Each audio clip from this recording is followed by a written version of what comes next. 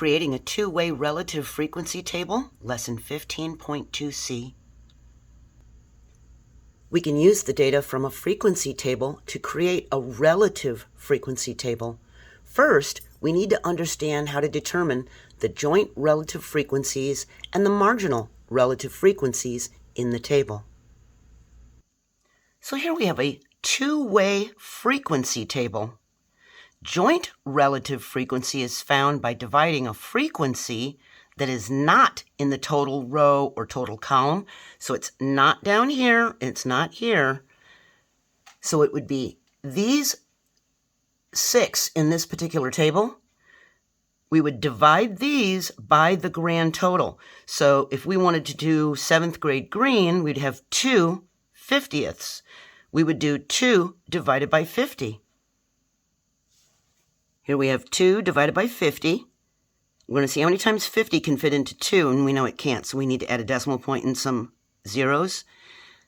We get 0.4 or 400ths.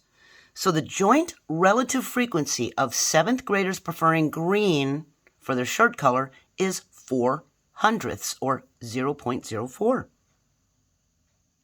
So for the rest of the values, finding the joint relative frequencies, we would do 12 divided by 50, because 50 was the grand total, remember? We do 9 divided by 50, we do 18 divided by 50, 6 divided by 50, and 3 divided by 50, and we get these decimal amounts.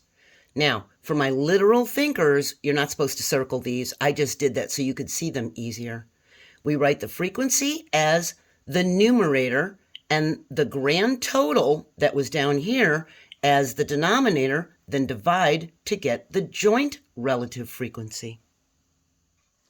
Now that we've got our joint relative frequencies, the marginal relative frequency is found by dividing a row total or a column total by the grand total. Remember, we had 50 here in our frequency table, so we're going to do 30 divided by 50, 15 divided by 50, 5 divided by 50. Here for the row, we've got 23 divided by 50, 27 divided by 50, and we get our marginal relative frequencies.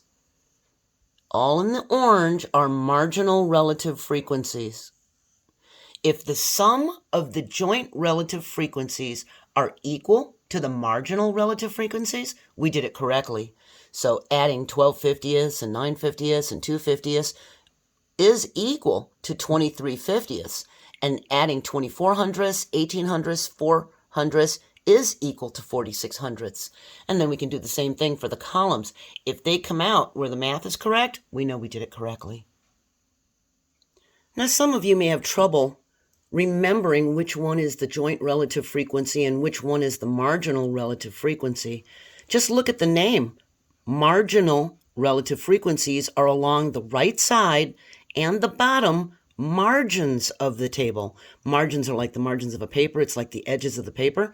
So along this right side and this bottom, that's the margins of the table. These are the marginal relative frequencies.